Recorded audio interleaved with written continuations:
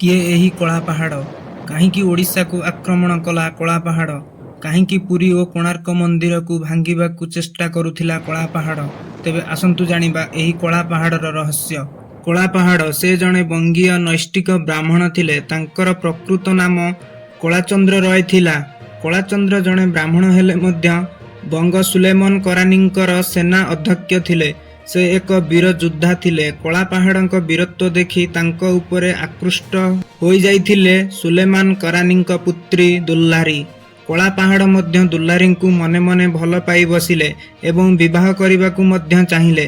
ଯେହେତୁ ଦୁଲ୍ଲାରୀ ଇସଲାମ ଧର୍ମର ଥିଲେ, କଳା ପାହାଡ଼ଙ୍କୁ ତାଙ୍କର ଧର୍ମ ପରିବର୍ତ୍ତନ କରି ଇସଲାମ ଧର୍ମରେ ଧାର୍ମିକକରଣ କରିବା ପାଇଁ କୁହାଗଲା। ତାପରେ କଳା ପାହାଡ଼ ନିଜର ଧର୍ମ ପରିବର୍ତ୍ତନ କରି ଦୁଲ୍ଲାରୀଙ୍କୁ ବିବାହ କଲେ।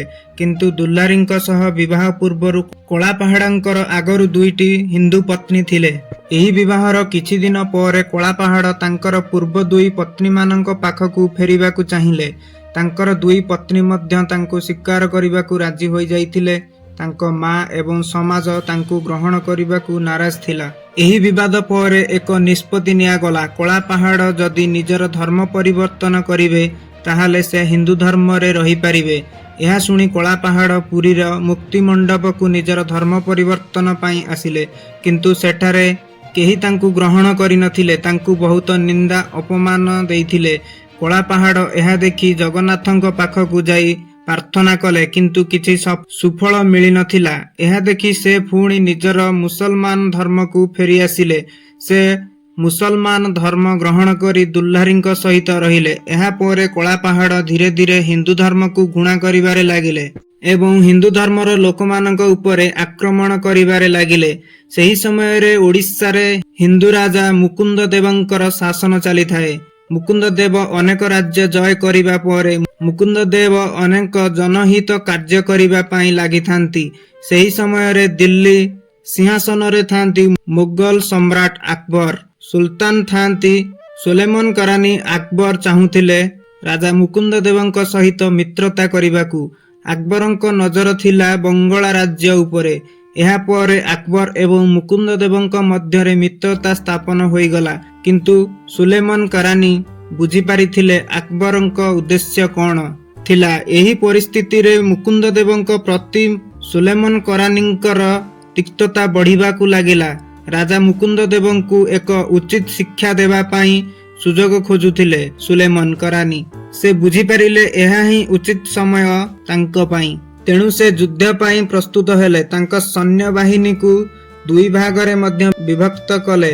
ଏକ ଭାଗ ସେ ନିଜ ସମ୍ଭାଳିବା ବେଳେ ଅନ୍ୟ ଏକ ଭାଗ ତାଙ୍କ ପୁତ୍ର ବାୟାଜିଦକୁ ସମ୍ଭାଳିବାକୁ ଦେଇଥିଲେ। ସାହାଯ୍ୟ କରିବା ପାଇଁ ସେ ନିଯୁକ୍ତି କଲେ କଳା ପାହାଡ଼ଙ୍କୁ। ଏପଟେ କୌଣସି ରୂପେ ରାଜା ମୁକୁନ୍ଦ ଦେବଙ୍କୁ ସାହାଯ୍ୟ କରୁନଥିଲେ ଆକବର। ମୁକୁନ୍ଦ ଦେବ ସମ୍ପୂର୍ଣ୍ଣ ରୂପେ ଏକାକୀ ହୋଇ ପଡ଼ିଲେ। ପ୍ରଥମେ ସେ ବୀରତ୍ୱ ଓ ସାହସର ସହ ଯୁଦ୍ଧ କଲେ, କିନ୍ତୁ ଶେଷରେ ସେ ଯୁଦ୍ଧରୁ ପଛଘୁଞ୍ଚା ଦେଇ କୁଟସୀମା ଦୁର୍ଗରେ ଯାଇ ଆଶ୍ରୟ ନେଲେ। ସୁଲେମାନ କରାନୀ କୁଟସୀମା ଦୁର୍ଗ ଅବରୋଧ କଲେ ଏବଂ ବାୟାଜିଦ ଓ ଅନ୍ୟ ସୈନ୍ୟମାନଙ୍କୁ ଧରି ଓଡ଼ିଶା ଆସିଲେ। ସେ ଓଡ଼ିଶା ଆସିବା ପରେ ପ୍ରଥମେ କଟକ ଦଖଲ କଲେ।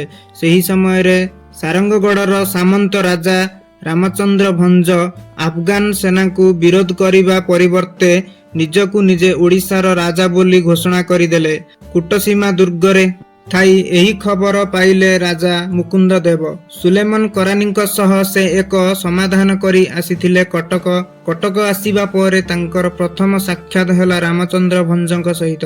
ଏହାପରେ ସେଠାରେ ଆରମ୍ଭ ହେଲା ଏକ ଭୟଙ୍କର ଯୁଦ୍ଧ। ଯୁଦ୍ଧରେ ରାଜା ମୁକୁନ୍ଦ ଦେବ ହାରିଗଲେ। ଏହା ଦେଖି ରାମଚନ୍ଦ୍ର ଭଞ୍ଜ ବହୁତ ଖୁସି ହେଲେ, କିନ୍ତୁ ତାଙ୍କର ଏହି ଖୁସି ଖୁବ୍ କମ୍ ସମୟ ପାଇଁ ଥିଲା। ମାତ୍ର କିଛି ସମୟ ପରେ ଆଫଗାନ ସେନା ଦ୍ୱାରା ସେ ପରାଜିତ ହୋଇ ମୃତ୍ୟୁବରଣ କଲେ। ଏହାପରେ ଓଡ଼ିଶା ବଙ୍ଗ ସୁଲତାନଙ୍କ ଅଧୀନରେ ରହିଲା। 1568 ଖ୍ରୀଷ୍ଟାବ୍ଦରୁ ଓଡ଼ିଶାରେ ଆରମ୍ଭ ହୋଇଗଲା ଆଫଗାନୀ ଶାସନ। ଏହାପରେ ଅତି ଘୃଣ୍ୟ କାର୍ଯ୍ୟ ରଚନା କଲେ କଳା ପାହାଡ଼। ମୁକୁନ୍ଦ ଦେବ ବାରବାଟୀ ଦୁର୍ଗ ରକ୍ଷା ଦାୟିତ୍ୱରେ ଥିବା କୁନ ସାମନ୍ତ ସିଂହାରଙ୍କ ମୃତ୍ୟୁ ପରେ ମୁକୁନ୍ଦ ଦେବଙ୍କ ରାଣୀ ବାରବାଟୀ ଦୁର୍ଗ ରକ୍ଷା କରିବା ପାଇଁ ଆଗେଇ ଆସିଲେ। ଲୋକମାନଙ୍କ ମାନ ରକ୍ଷା କରିବା ପାଇଁ ସେ ଶେଷ ଯୁଦ୍ଧ କଲେ। ସେଥିରେ ବିଫଳ ହେବା ପରେ ରାଣୀଙ୍କ ସହିତ ଅନେକ ସ୍ତ୍ରୀ ଅଗ୍ନିହୁତି ଦେଇଥିଲେ ବୋଲି ଲୋକମାନେ କୁହନ୍ତି। ବାରବାଟୀ ଦୁର୍ଗ ଅତିଆର କରିବା ପରେ କଳାପାହାଡ଼ ଆଗେଇ ଆସିଲେ ଶ୍ରୀକ୍ଷେତ୍ର ପୁରୀ ଆଡ଼କୁ।